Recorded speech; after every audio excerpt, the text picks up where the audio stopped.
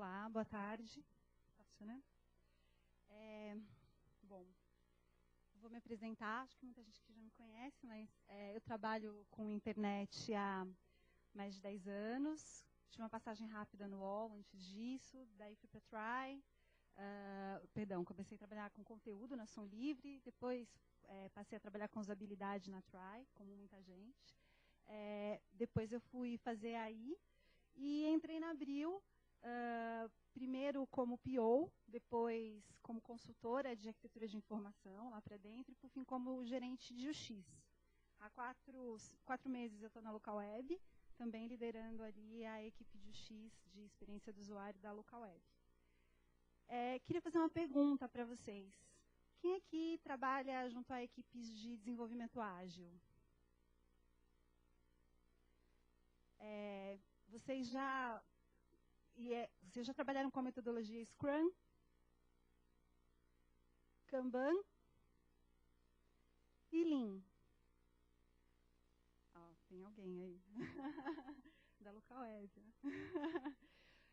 Eu trabalho com desenvolvimento ágil, junto com times de desenvolvimento ágil, desde 2008. E eu resolvi falar sobre esse tema, sobre Lean, que é uma abordagem razoavelmente recente, mas que ela vem ao encontro de muitas questões, muitos problemas que eu enfrentei na minha experiência profissional durante esse período, e que eu acho que são interessantes de compartilhar. Todo mundo conhece esse cartoon? É um pouco a realidade dos projetos de tecnologia nas empresas, né? Como esses projetos acabam virando um grande telefone sem fio. E eu acho que as empresas estão tentando, aí, de vários modos, desatar esse nó. Muitas delas batendo cabeça, trazendo novas metodologias, etc., em busca de desatar esse nó, mas isso ainda é realidade em muitos lugares. Só que em um outro lugar, fora dessas grandes empresas, começou a surgir um modo de fazer as coisas um pouco diferente e mais eficaz, que começou a dar mais certo. E isso tem atraído cada vez mais atenção das pessoas que estão trabalhando com projetos de tecnologia dentro das empresas, né?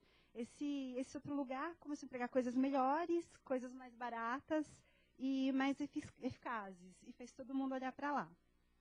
São as startups. Eu acho que eu devia estar usando isso aqui.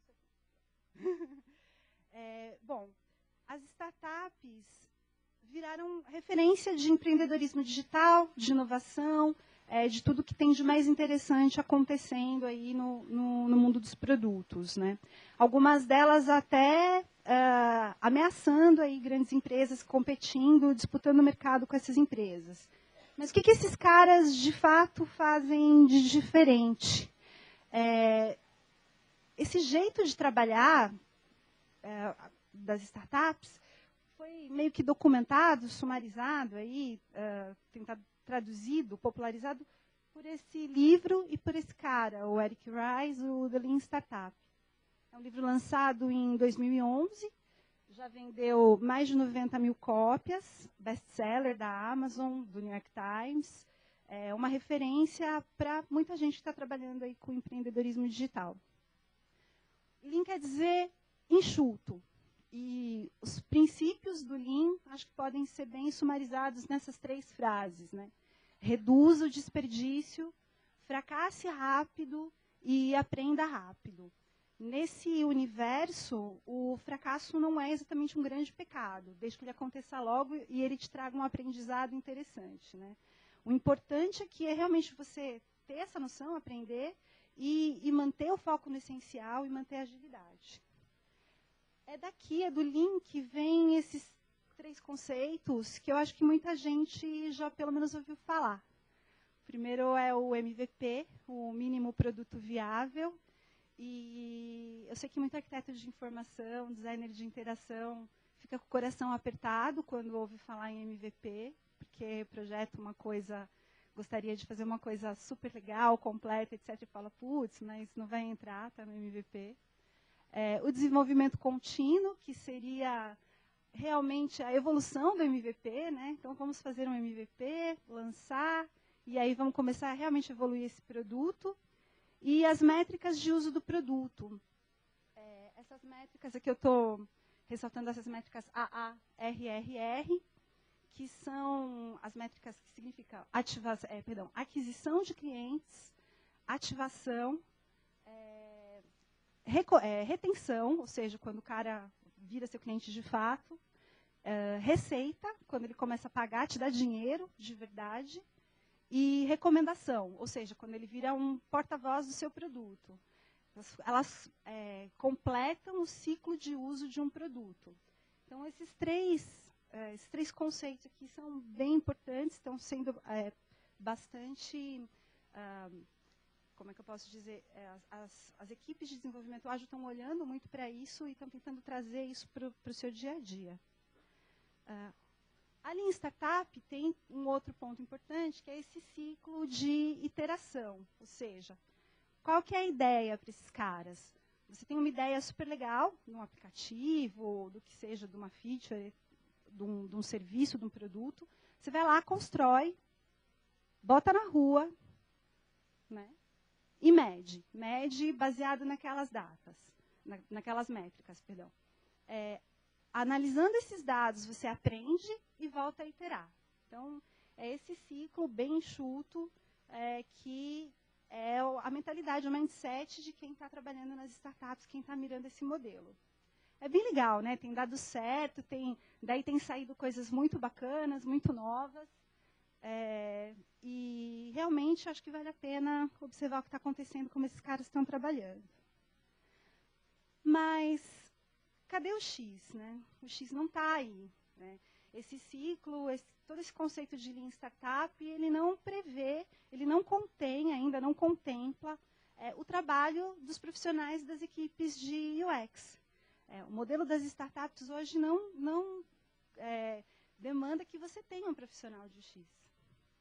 Estranho, né?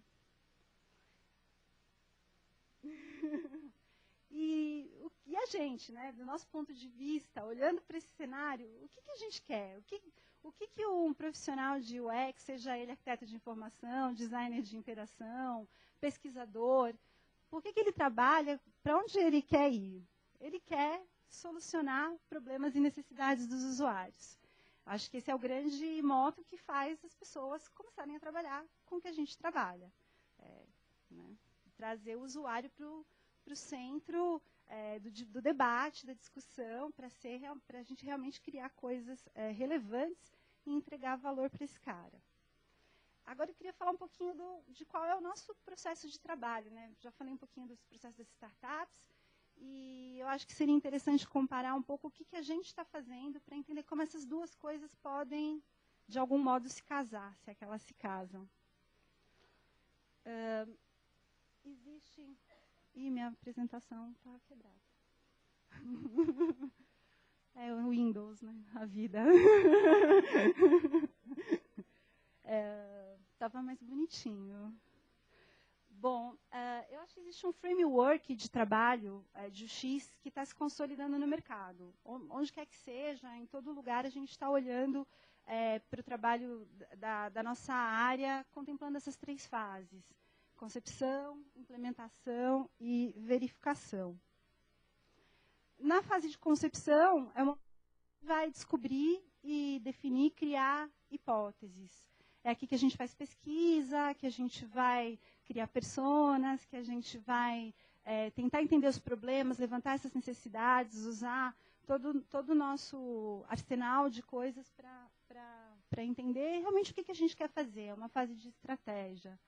A implementação é muito quando a gente especifica e documenta essas hipóteses. É um momento em que, de fato, você vai ali sentar e fazer o seu wireframe, documentar seu wireframe, e etc. E entregar para o desenvolvimento, porque, em geral, o que a gente faz isso tudo sozinho, vai lá, entrega para o desenvolvimento, fala desenvolvimento, implementa. Né? Aí vai acompanhando e tal, mas nosso trabalho, mais ou menos, que já é feito um pouco antes. E, por fim, a fase de verificação, que seria o momento em que a gente vai fazer um teste de usabilidade, vai acompanhar as métricas depois que o produto está na rua, está funcionando, não está funcionando, deu certo. Esse framework, eu acho que ninguém discute muito que ele é necessário, ele é importante e que a gente trabalha desse jeito. como é que a gente passa por cada uma dessas fases?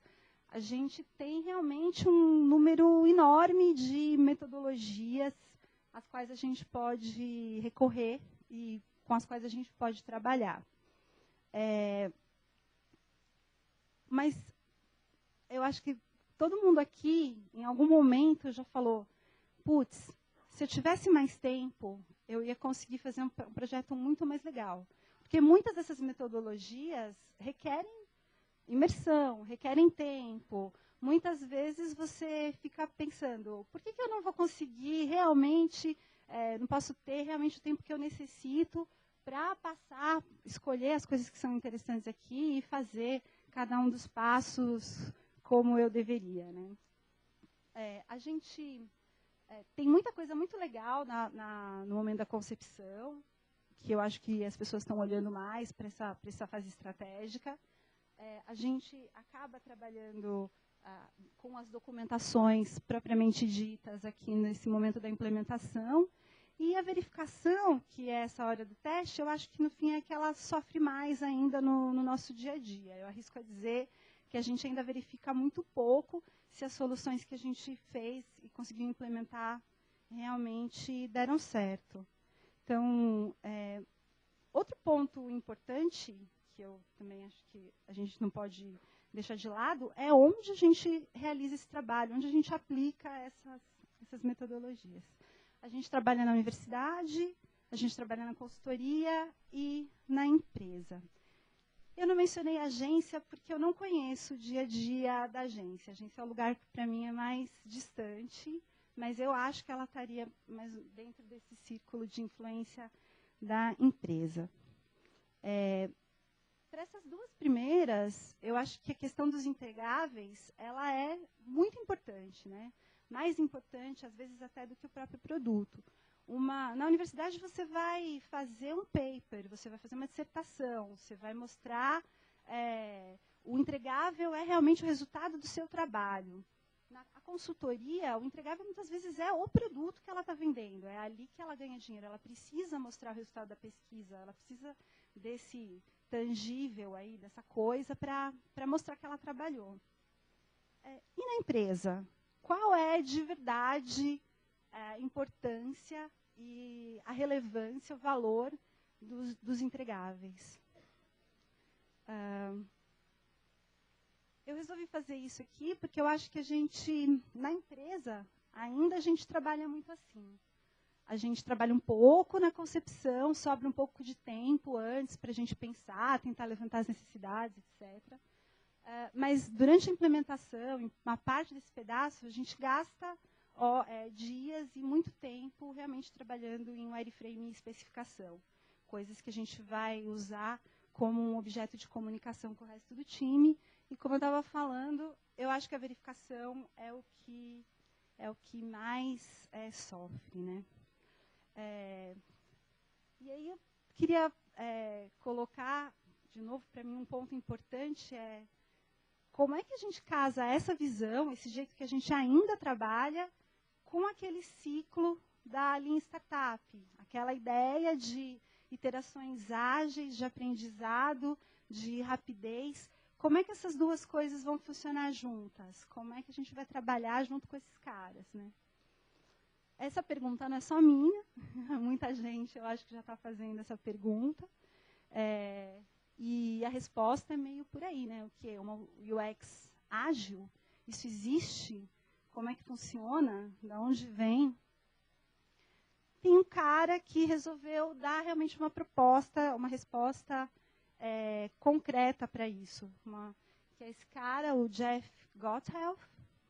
Ele publicou um artigo em 2011, foi publicado na Smashing Magazine, falando sobre isso, um título super provocador, dizendo que a área de X teria que sair, deixar de fazer entregáveis e começar a fazer produtos. O Jeff está escrevendo um livro, escreveu um livro chamado Lean UX, que deve sair agora, nas próximas semanas. Está com já se pode fazer a compra antecipada na Amazon, essas coisas e tal. Dentro da Lean Series, que é da mesma série de livros que estão sendo lançados ali daquele Lean Startup. Né? Então, esse cara, ele tem essa frase, de novo, né, provocadora, foco na experiência, de fato, e não nos entregáveis. Acho que, para exemplificar a abordagem do Jeff, é bem legal ver esse gráfico, que é o gráfico oficial, onde ele explica o processo de X, tosco, super tosco, que é, na verdade, uma visão de conceito, protótipo, validação interna e externa, né, aprendizado e iteração. E vou falar mais um pouquinho de conceitos ainda, tentar explicar um pouquinho melhor o que isso significa, ou pelo menos o que eu entendo que isso significa.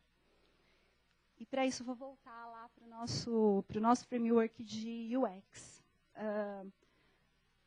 Na Lean UX, se a gente começar a tentar fazer uma correspondência do jeito que a gente trabalha hoje, das propostas que estão aí no trabalho do Jeff, a fase de concepção, na verdade, ela se torna uma fase onde a ênfase, né, a tônica, está na colaboração.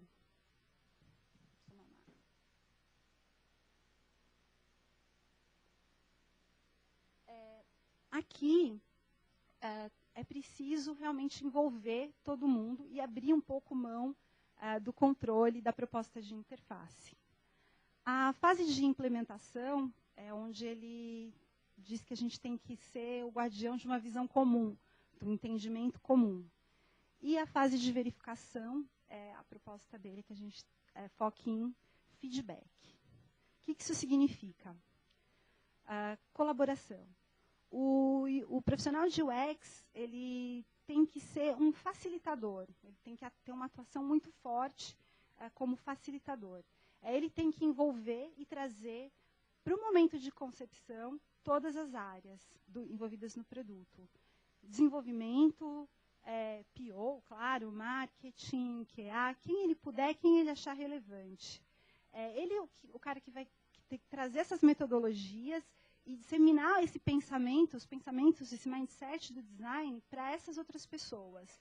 Tornar essas pessoas, fazer com que essas pessoas se sintam parte dessa solução que está sendo proposta, que elas entendam os propósitos dessa solução, que elas realmente consigam colaborar.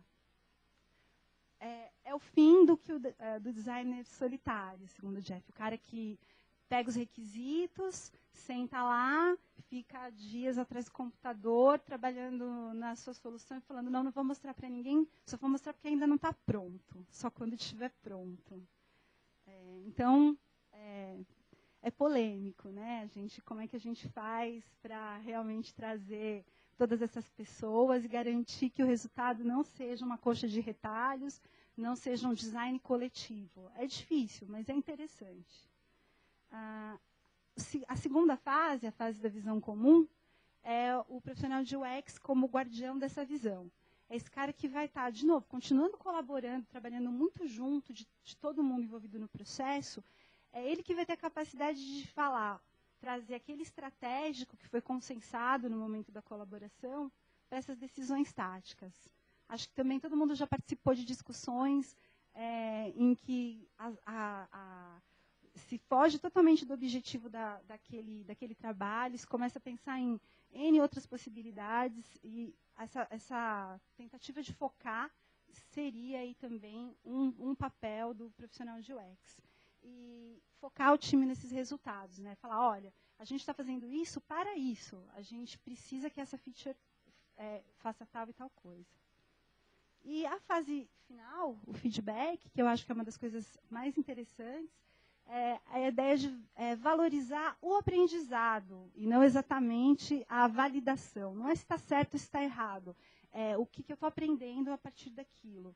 E os protótipos não são documentos, eles são realmente protótipos, eles são um meio de feedback e de aprendizado.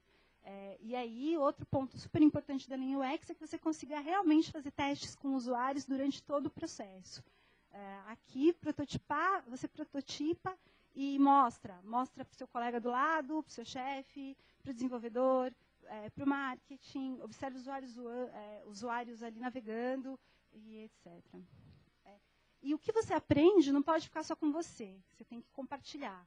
Então, é uma cultura, uma proposta que se baseia em times trabalhando juntos, muito próximos, conversando muito, dividindo muito e aprendendo muito. Eu queria ressaltar a questão do protótipo, o jeito que a Lean UX olha para o protótipo. Isso aqui não é da Lean UX, isso aqui é do mundo do Design Thinking, vem lá da D-School, de Stanford, e é exatamente essa visão de protótipo. Por que é um protótipo? Por que você faz um protótipo? Um protótipo é o desenvolvimento iterativo de artefatos digitais, físicos ou experienciais, cujo objetivo é extrair feedback quantitativo ou qualitativo. Então, é um jeito um pouco diferente de olhar para esse wire e para esse spec. Né? Ela não precisa estar certa, ela não precisa estar completa, mas ela precisa ser compartilhada, ela precisa ser um objeto de aprendizado e de evolução constante do produto. Por fim, esse ciclo tem que ser iterativo. Né? Eu acho um mundo lindo, eu adoraria trabalhar num lugar assim. Por isso que eu fiquei muito encantada com essa proposta. É bem bacana, né? Mas a gente sabe que a vida não é cor-de-rosa. As coisas são bem mais difíceis. E para você conseguir trabalhar desse modo Lean, existem sérios obstáculos, coisas bem grandes aí na nossa frente para resolver. O primeiro desses obstáculos é a cultura corporativa.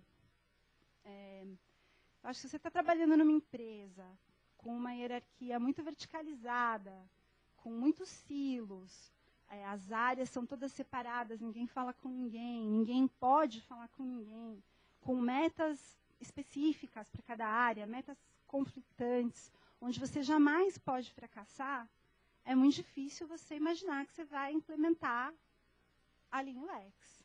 Né? Aí eu acho que o profissional de justiça tem pouca influência para mudar esse cenário. É alguma coisa que precisaria realmente ser meio top-down. Aparecer um diretor, alguém querendo fazer um projeto piloto, a criação de uma área, que vai influenciar realmente na mudança da cultura da empresa. Mas a gente vê que tem um movimento muito forte acontecendo em vários lugares, em busca de uma cultura nova, lugares super rígidos e super tradicionais que já estão criando pequenas células e buscando novos modelos. Porque o jeito que está sendo feito hoje não está funcionando. Né? Eles não estão conseguindo os resultados que eles querem. Mas tem um outro grupo de obstáculos que eu acho que a gente pode sim fazer algo a respeito, que é na integração de UX com desenvolvimento. E marketing também. Não coloquei aqui no slide, mas eu acho que marketing também é importante a gente fazer, começar a exercitar essa visão de colaboração, de feedback, do entendimento do que são as metodologias de design, das coisas que a gente faz dentro com essas pessoas que estão mais próximas a nós. Então, os obstáculos aí dessa integração, sobretudo, são o designer fechado à colaboração, né, o cara que não quer abrir mão em nenhum momento da solução, o desenvolvedor que só pensa em engenharia, o cara não quer saber, ele está preocupado com o sistema. E quando o UX não é vista ou não é percebida como parte do time, nem que seja como membro honorário, amigo, o cara é próximo. Né? Eu acho que esses três pontos são pontos em que a gente consegue trabalhar no nosso dia a dia. São pontos em que a gente tem capacidade de influência. Você não consegue mudar a cultura corporativa, mas talvez, se você se abrir para isso, propor, criar modelos, criar pequenos pilotos, encontrar aliados e começar a mostrar que isso é possível, você consegue ter algum tipo de resultado positivo. O Bill Scott, que é o cara que escreveu Designing Web Interfaces e é o curador dos patterns do Yahoo. Hoje ele é diretor, alguma coisa assim, no PayPal. Ele fez uma apresentação que eu recomendo muito para quem se interessou aí sobre o assunto, sobre essas dificuldades, com os anti-patterns da Lean UX. E aí eu elenquei algumas que eu achei interessantes, né? O designer gênio, as tribos, a tribo do marketing, a tribo do desenvolvimento back-end, a tribo do desenvolvimento front-end, os designers visuais, os arquitetos de informação, os pesquisadores e tal. O recém-chegado, quando você consegue finalmente rodar isso e vem gente nova, muda os membros do time. Os maus hábitos, que eu acho que é um dos grandes desafios aí, que você até começa a fazer coisas assim, você tem iniciativas, mas por quanto tempo? Quanto tempo você consegue manter essa colaboração rolando, né? E aí a Torre de Babel, ou seja, cada um fala uma coisa, todo mundo acha que está se entendendo, mas ninguém está se entendendo de verdade. E tem uma série de patterns, tem os endereços, a URL está aqui, e depois eu faço uma lista de todas as referências, se alguém quiser ver, eu acho que é bem interessante.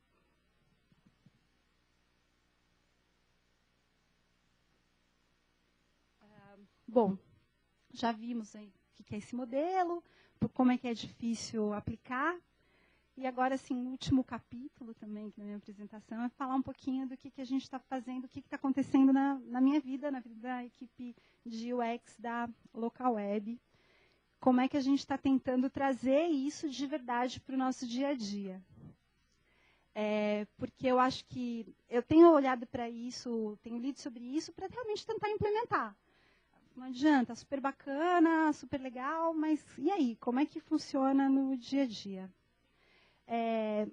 A Local Web, ela é uma empresa que tem algumas características que eu acho que são favoráveis, tem um contexto favorável para a gente ir para esse caminho. É uma empresa 100% digital, que começou como startup, praticamente. Essa cultura das startups ali não é só valorizada, não é só disseminada, mas como é valorizada também, incentivada para caramba. As hierarquias lá são mais horizontalizadas, as pessoas são acessíveis, é fácil, elas são abertas para isso. É claro que existem ilhas, né? Sempre tem lugar que é mais difícil de penetrar, mas você sente, se você vai até as pessoas, elas estão abertas para ouvir, para participar, e é interessante. A gente já trabalha com times multidisciplinares, os POs são muito próximos, muito disponíveis, estão muito perto, interagindo o tempo todo com o desenvolvimento, back-end, front-end, com a equipe de UX. E a gente também tem uma outra coisa que eu acho que ajuda muito isso, que é a nossa biblioteca de patterns, que é o Local Web Style, o famoso Locastyle, que foi desenvolvido pelo time de UX e de front-end. Esse aqui é a nossa Developer Network, recém-lançada. Está aberto para todo mundo usar. E os patterns dão uma agilidade muito grande para você prototipar, né? Então, isso ajuda bastante nesse modelo de tentar ser mais ágil, de tentar buscar uma coisa mais enxuta. Esse trabalho é um trabalho, eu estou lá só 4 meses, como eu já falei, então esse trabalho não é um trabalho que é meu só, né? Ele é um trabalho da equipe, que vem acontecendo há bastante tempo, inclusive com participação importante da Andressa Vieira, que era a gerente antes de mim, das equipes de desenvolvimento, da área de front-end. E foi esse cenário que eu encontrei ali que me deixou, me encorajou a tentar dar um passo além. Quer dizer, eu acho que eu encontrei um cenário que me permitia já buscar introduzir algumas coisas novas lá. Como é que a gente faz isso no dia a dia? Eu acho que para a equipe de UX, qualquer demanda que chegue, em qualquer momento que venha, a gente tenta responder essas 3 perguntas clássicas, né? Qual problema eu quero resolver? Para quem? Como é que eu vou medir o sucesso?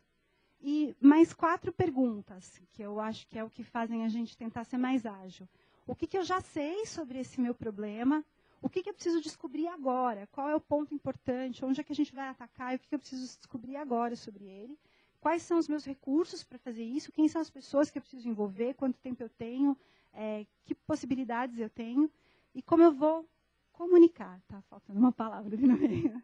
como é que eu vou fazer com que esses meus achados não fiquem só comigo? Porque não adianta eu descobrir um monte de coisa e manter esse conhecimento só comigo.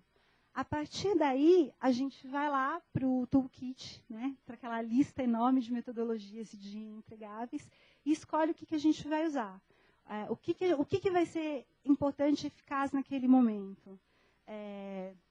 Entrevistas, personas, cenários de uso, fluxos. E em cada um desses momentos, a gente tenta trazer o resto do time. Os POs, os devs, sobretudo, acho que a gente tem conseguido fazer alguma coisa bem interessante perto do desenvolvimento. E a gente faz isso de alguns modos, né? Sempre em busca desse feedback, da colaboração e do feedback.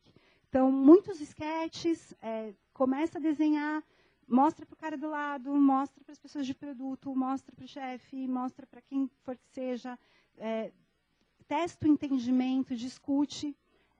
Fez o wireframe, porque sim, a gente faz o wireframe, a gente faz especificação, tá? As especificações são completas ainda e tudo. Mas a hora que eu tenho um wireframe pronto, eu vou atrás do usuário, eu vou fazer um teste de tarefas rápido e vou pegar 5 usuários de um perfil que a gente escolhe, ver, aprender, verificar como é que essa solução projetada realmente está funcionando. Nesses 4 meses, a gente já conseguiu fazer alguns testes de alguns produtos, e foi muito legal. Já teve um impacto super importante nas soluções propostas. Então, a gente também teve essa agilidade, a capacidade de já ter um wireframe pronto, se mobilizar rapidamente para realizar um teste, trazer pessoas, aprender com isso, discutir, refazer a proposta, e a implementação está seguindo essa visão, né? E o outro ponto que a gente também está atacando, que ainda não está acontecendo, lembrem que a minha palestra chama Em Busca, né, da linha UX, acho que a gente ainda não faz totalmente, mas a ideia é ir para lá, pensar as métricas de interação nas ferramentas de analytics, né? Traquear eventos, entender se os botões estão, de fato, sendo clicados, se os collapses servem para alguma coisa, se as pessoas abrem, se as abas funcionam, e etc. Então, esse é um pouquinho o cenário que a gente tem lá hoje. A ideia é incentivar, fazer com que isso realmente esteja no nosso dia a dia. Atrás do quê, né? Como queremos, de verdade, a gente quer fazer experiências melhores para esses clientes, a gente quer fazer isso... que isso seja fruto de uma cultura de trabalho de real colaboração e de aprendizado constante. É isso. Obrigada.